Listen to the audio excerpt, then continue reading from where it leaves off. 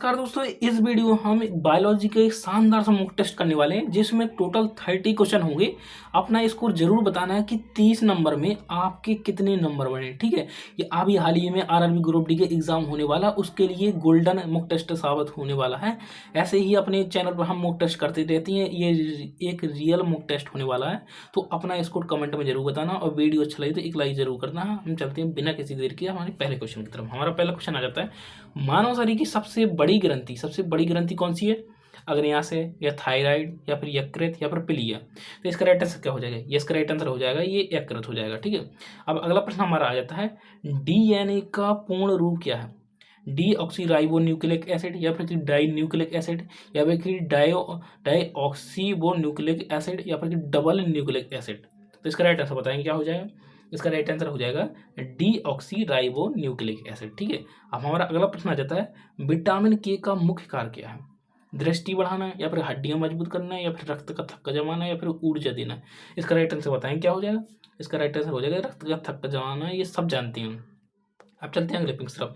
दोस्तों वीडियो को एंड तक जरूर वॉच करना है, अपना इसको कमेंट में जरूर बताना है। अगला प्रश्न है, मानव शरीर में सबसे छोटी हड्डी कौन सी है? स्टेपिज या फिर रेडियस या फिर फीमर या फिर टिबिया।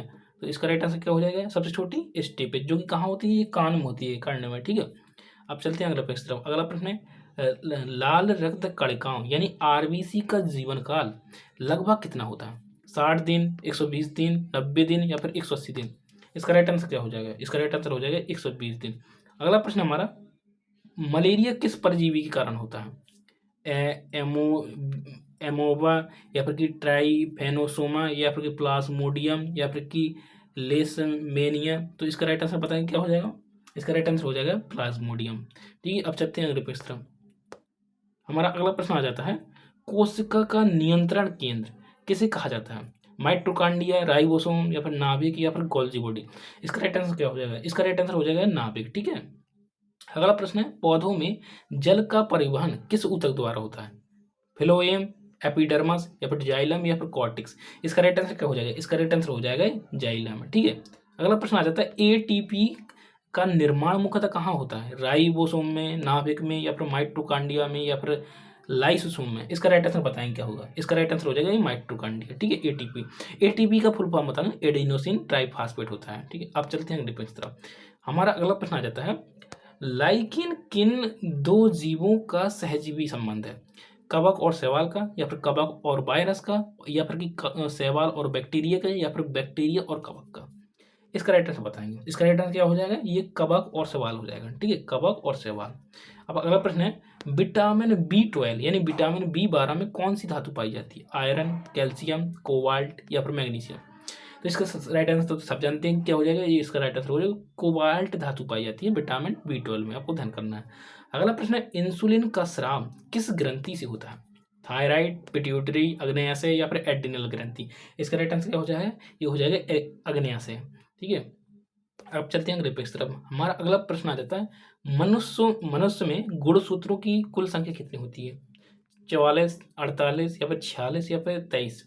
तो ये सब जानते हैं। इसका राइट आंसर क्या हो जाएगा? ये 46 हो जाएगा। अगर जोड़े में पूछे तो 23 जोड़े हो जाएगा। ठीक है, अगला प्रश्न है हमारा, डीएनए की द्विकुंडली यानी डबल हेक्सेल संरचना किसने दी थी? डार्विन ने या फिर मेंडल ने या फिर वाटसन और क्रिक ने या फिर हार्वे ने। अब तो इसका राइट आंसर बताएंगे क्या हो जाएगा? इसका राइट आंसर हो जाएगा वाटसन और क्रिक ने डीएनए की डबल हेक्सेल संरचना दी थी। अगला प्रश्न है, मानव शरीर का सबसे बड़ा अंग कौन सा है? हृदय, यकृत, त्वचा, फेफड़ा। तो इसका राइट आंसर बताएंगे क्या हो जाएगा? इसका राइट आंसर बताएंगे क्या हो जाएगा? तो इसका राइट आंसर हो जाएगा ये त्वचा हो जाएगा। अब चलते हैं अगले पेज तरफ। दोस्तों वीडियो अच्छी लगी तो एक लाइक आपको जरूर करना है, कमेंट में इसको अपना पिन कर जरूर करें बाद में। अगला प्रश्न हमारा 16 में, प्रकाश संश्लेषण के लिए आवश्यक हरा वर्णक क्या कहलाता है? कैरोटीन या फिर हीमोग्लोबिन या फिर क्लोरोफिल या फिर जेंटोफिल। इसका राइट आंसर बताएंगे क्या हो जाएगा? इसका राइट आंसर हो जाएगा ये क्लोरोफिल। अगला प्रश्न हमारा, मानव शरीर में यूरिया का निर्माण कहाँ होता है? वृक्क में या फिर फेफड़ा में या फिर यकृत में या फिर अग्न्याशय में। तो इसका राइट आंसर क्या हो जाएगा? ये यकृत हो जाएगा। ठीक है, अब चलते हैं अगले पेज तरफ। अब अगले पेज की तरफ, ये इसमें यकृत यानी कि लीवर होता है, ठीक है, लीवर। अब अगला प्रश्न हमारा रहता है रक्त का पीएच लगभग कितना होता है, 5.5 या फिर 7.4 या फिर 6.5 या फिर 8.5।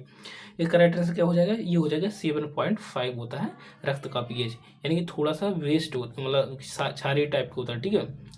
अगला प्रश्न आ जाता है आरएनए में कौन सा नाइट्रोजन क्षार पाया जाता है जो डीएनए में नहीं होता है, थाइमिन, यूरेसिल, एडेनिन या फिर ग्वानिन। इसका राइट आंसर बताएंगे क्या हो जाएगा, ये यूरेसिल हो जाएगा जो डीएनए में नहीं होता है, और मतलब वहाँ की सब डीएनए में भी होती हैं। अगला प्रश्न है मानव हृदय में कितने कक्ष होते हैं, यानी कितने चैम्बर पूछ रहा है, कितने चैम्बर होते हैं, 2, 4, 3, 5।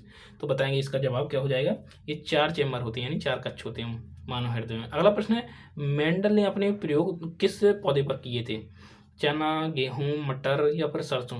इसका जवाब क्या हो जाएगा, ये मटर हो जाएगा, ये तो सब जानते हैं, ठीक है। अब चलते हैं अगले प्रश्न की तरफ। हमारा अगला प्रश्न आ जाता है लाइसोसोम, लाइसोसोम को क्या कहा जाता है, कोशिका का पावर हाउस या प्रोटीन फैक्ट्री या फिर आत्मघाती थैली या फिर नियंत्रण केंद्र।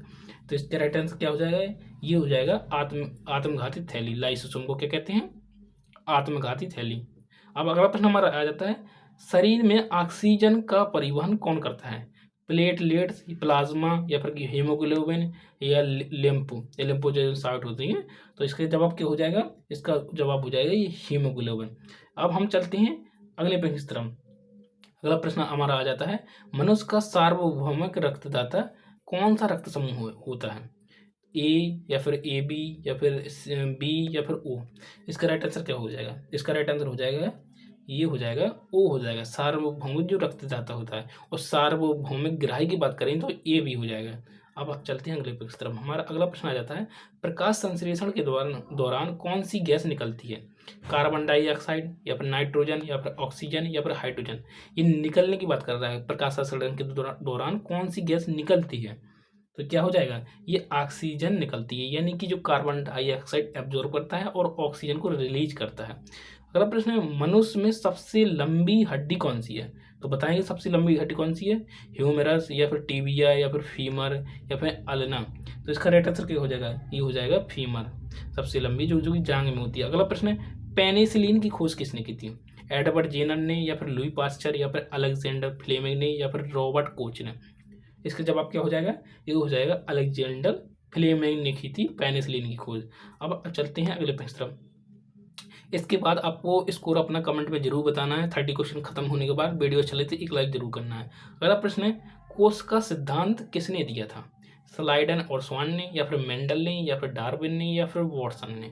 तो इसका जवाब क्या हो जाएगा, इसका जवाब हो जाएगा स्लाइडन और स्वान ने कोष का सिद्धांत दिया था, यानी सेल थ्योरी। अगला प्रश्न है रक्त का तरल भाग क्या कहलाता है, प्लाज्मा या फिर लसिका या फिर सीरम या फिर हीमोग्लोबिन। तो इसका राइट आंसर क्या हो जाएगा, ये प्लाज्मा, सब जानते हैं रक्त का जो तरल पार्ट होता है। अगला प्रश्न है मनुष्य के शरीर में सामान्यतः कितने जोड़े पसलियां होती है, जोड़े में पूछ रहा है कितने जोड़े पसलियां होती हैं, 10 या फिर 12 या फिर 11 या फिर 13। तो इसका राइट आंसर क्या हो जाएगा, ये हो जाएगा 12 जोड़े। आई होप दोस्तों ये वीडियो आपको अच्छा लगा होगा, तो स्कोर अपना कमेंट पिन कर सकते हैं, और वीडियो अच्छा लगे तो एक लाइक करें। मिलते हैं नेक्स्ट वीडियो में, तब तक के लिए धन्यवाद।